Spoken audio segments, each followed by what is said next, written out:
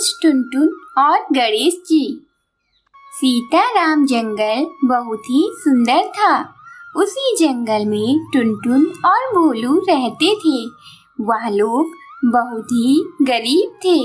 इतने गरीब होने के बावजूद भोलू गणेश जी का बहुत बड़ा भक्त था। लेकिन टुनटुन बहुत ही कंजूस स्वभाव की थी। वह सदैव कंजूसी करती रहती थी। एक दिन जब भोलू और टुनटुन सो रहे थे, तभी भोलू के सपने में गणेश जी आए और गणेश जी ने कहा, मेरे प्रिय भक्त भोलू, मैं तुम्हारी स्वार्थहीन भक्ति से बहुत ही प्रसन्न हूँ। मैं चाहता हूँ कि तुम अपने घर एक चिड़िया को भोजन कराओ। इससे तुम्हारे सारे दुख और संकट दूर हो जाएंगे। दूसरे दिन की सुबह भोलू ने यह सारी बातें टुनटुन को बताई। टुनटुन बहुत ही कंजूस थी, इसीलिए उसने कहा, देखिए जी, सपने वास्तविक नहीं होते। सपने में राजा बनने से असली जीवन में राजा नहीं बन पाते हैं। दोनों में काफी बहस होने लगी। अंततः भोलू ने टुनटुन को मना ही लिया, लेकिन टुनटुन बहुत ही कंजूस स्वभाव की होने के कारण मन ही मन सोचने लगी, मुझे चिड़िया को भोजन ही तो कराना है। छोटी चिड़िया को भोजन कराना है या बड़ी चिड़िया को, ऐसा तो कोई नियम नहीं है। मैं तो छोटी चिड़िया को ही भोजन कराऊंगी। इससे वह थोड़ा ही भोजन खाएगी और भोजन की बचत भी हो जाएगी।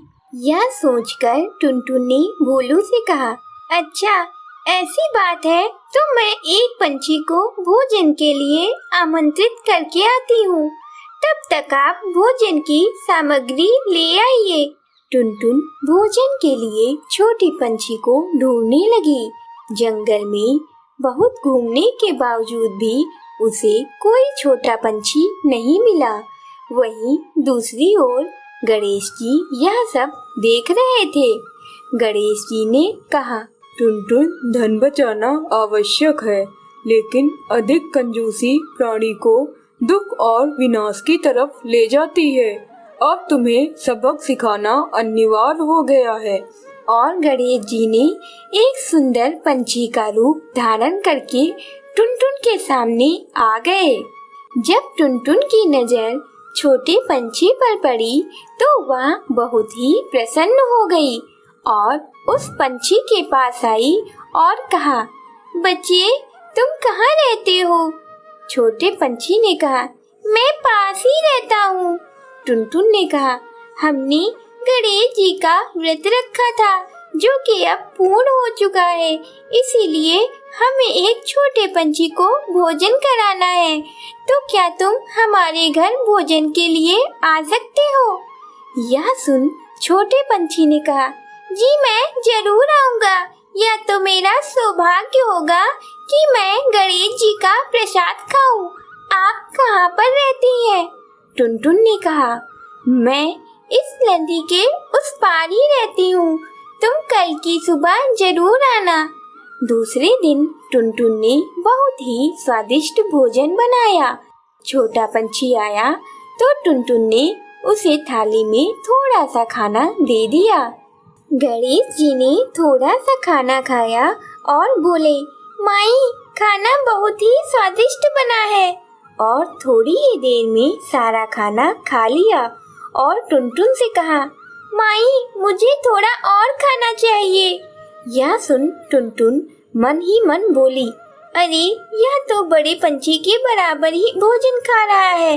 उसने क्रोधित होकर आधे मन से और खाना लाकर छोटे पंछी को दे दिया। छोटे पंछी वह भी थोड़े समय में ही खा लिया और कहा, माई मुझे और भूख लगी है और खाना लाकर दो। टुनटुन बहुत ही गुस्से से छोटे पंछी के सामने सारा खाना रख दिया। छोटे पंछी ने वह भी थोड़ी ही देर में खा लिया और बोला, मुझे और खाना चाहिए। यह देख दोनों को बहुत ही आश्चर्य हुआ। तभी टुनटुन ने कहा, अब सारा खाना खत्म हो गया है। पंछी ने कहा, घर में अनाज और फल तो होगा, वही ले आओ, मुझे बहुत भूख लगी है। यह सुन भोलू ने कहा, टुनटुन, अगर हमने इस पंछी को भूखे पेट भेजा तो हमें पाप लगेगा। जाओ, तुम अनाज और फल ले आओ। टुनटुन ने दिल पर पत्थर रखकर वो भी ले आई, लेकिन छोटे पंछी ने कुछ ही देर में वह भी खा लिया। यह देख टुनटुन ने कहा, तुम कौन हो? तुम एक छोटे पंछी नहीं हो सकते, क्योंकि छोटे पंछी के लिए इतना खाना खा पाना असंभव है। तभी गणेश जी अपने असली रूप में आ गए। यह देख दोनों हाथ जोड़कर खड़े हो गए। गणेश जी ने टुनटुन से कहा, मैंने तो बस एक पंछी को भोजन कराने के लिए कहा था, लेकिन तुमने उसमें भी छोटे बड़े का भेद किया। यह बात मुझे बिल्कुल अच्छी नहीं लगी, इसीलिए मैं तुम्हें सबक सिखाने के लिए आ गया। यह सुन टुनटुन ने कहा, हे प्रभु, कृपा कर मुझे माफ कर दे। मैं ज्यादा कंजूस हो गई थी, लेकिन मैं अब से कभी भी कंजूसी नहीं करूंगी। यह सुन गणेश जी प्रसन्न हुए और उनके लिए अपनी शक्ति से एक सुंदर घर बना दिया। जब दोनों घर के अंदर गए तो वहाँ फल और अनाज की भरमार लगी थी। यह देख दोनों बहुत ही प्रसन्न हुए और गणेश जी की भक्ति करने लगे। एक समय की बात है, एक जंगल में सभी पक्षी एक साथ मिलजुल कर रहा करते थे। उसी जंगल में टुनटुन भी अपने पति भोलू के साथ रहती थी। टुनटुन और भोलू को कोई संतान नहीं थी, इसलिए वह थोड़ा दुखी रहा करते थे। टुनटुन और भोलू भी बाकी पक्षियों के साथ हर रोज दाने की खोज में निकलते थे। सभी पक्षियों में बहुत प्रेम था। एक बार की बात है, टुनटुन और भोलू बाकी पक्षियों के साथ दाने की खोज में निकलते हैं। शाम हो जाती है। जब वह घर वापस लौट रहे होते हैं, तभी उनको एक रास्ते में छोटी सी चिड़िया दिखाई देती है। टुनटुन नीचे जमीन पर जब उतर कर आती है, तब देखती है कि वह चिड़िया बहुत रो रही थी। टुनटुन कहती है, मेरी प्यारी बच्ची, तुम क्यों रो रही हो? क्या हुआ है? तभी वह छोटी सी चिड़िया बोलती है, आंटी जी, मेरी मम्मी 2 दिन पहले मेरे लिए भोजन लेने गई थी, अभी तक लौट कर नहीं आई है। मुझे यहीं पर इंतजार करने को बोला था। मुझे बहुत डर लगता है, पता नहीं मेरी मम्मी कहाँ चली गई है। तभी भोलू कहता है, बेटा चलो मेरे साथ मेरे घर चलो। यहाँ अकेले रहोगी तो डर जाओगी। मेरे साथ चलो, मेरी कोई संतान नहीं है, आज से तुम ही हमारी बेटी हो। टुनटुन और भोलू उस नन्ही सी चिड़िया को अपने साथ अपने घर ले जाते हैं। वह चिड़िया बहुत भूखी होती है। तभी टुनटुन उसे खाने के लिए दाने देती है और उसे बहुत प्यार करती है। कुछ दिन ऐसे ही बीत जाते हैं। एक बार की बात है, वो नन्ही चिड़िया अपनी माँ यानी टुनटुन से जिद करने लगती है उनके साथ दाने की खोज में निकलने के लिए। तभी टुनटुन कहती है, मेरी प्यारी बच्ची, तुम अभी बहुत छोटी हो, मेरे साथ नहीं चल सकती हो, तुम थक जाओगी। हम लोग शाम को घर वापस जल्दी आ जाएंगे, तब तक तुम घर में खेलो। अभी तुम्हारी उम्र इतनी नहीं हुई है कि तुम हम लोगों के साथ दाने लेने चल सको। तभी वह छोटी सी चिड़िया कहती है, नहीं माँ, मुझे भी आपके साथ चलना है। अब मैं धीरे धीरे बड़ी हो रही हूँ, मुझे भी दाने लेने ले चला करो ना माँ, प्लीज माँ ले चलो। तभी भोलू कहता है, ठीक है मेरी प्यारी बच्ची, जिद मत करो, चलो मेरे साथ चलो। फिर तीनों बाकी पक्षियों के साथ ही दाने की खोज में निकल लेते हैं। दाने की खोज इधर उधर करने लगते हैं। जब दाना मिल जाता है तभी सभी अपने घर वापस लौटने लगते हैं। तभी वह नन्ही सी चिड़िया कहती है टुनटुन से, माँ माँ, मुझे बहुत तेज से प्यास लगी है, मुझे पानी पीना है। तभी टुनटुन कहती है, बेटा यहाँ पर तो कोई नदी नहीं दिखाई दे रही है, मैं तुम्हें कहाँ से पानी पिलाऊं। तभी भोलू कहता है, चलो कुछ दूर चलते हैं, हो सकता है वहाँ नदी हो। बाकी पक्षी तो अपने घर लौट जाते हैं, लेकिन भोलू, टुनटुन और वह नन्ही सी चिड़िया पानी की खोज इधर उधर करने लगते हैं। कुछ दूर पर उन्हें एक नदी दिखाई देती है। वह तीनों वहां उतर जाते हैं पानी पीने के लिए। नन्ही सी चिड़िया पानी पीने लगती है और टुनटुन और भोलू भी पानी पीने लगते हैं।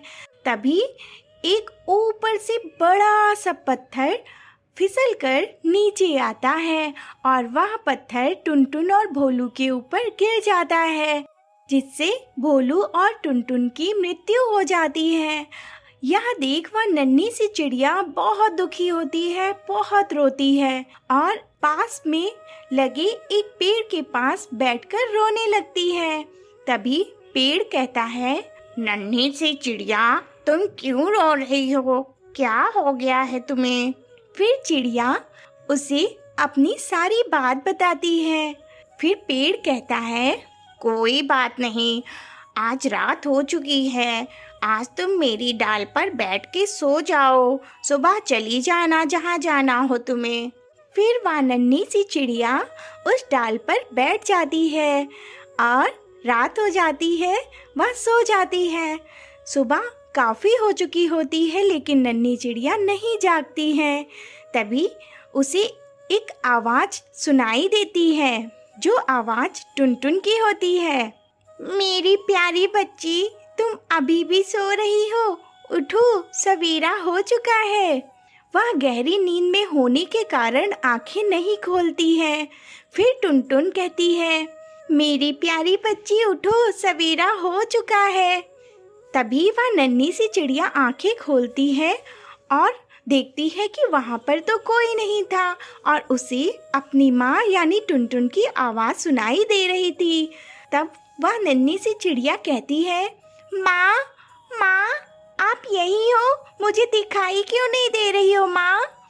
तभी टुनटुन कहती है, बेटा मैं भूत बन चुकी हूँ, मेरी मृत्यु हो जाने के कारण मैं अब तुम्हें दिखाई नहीं पड़ूंगी।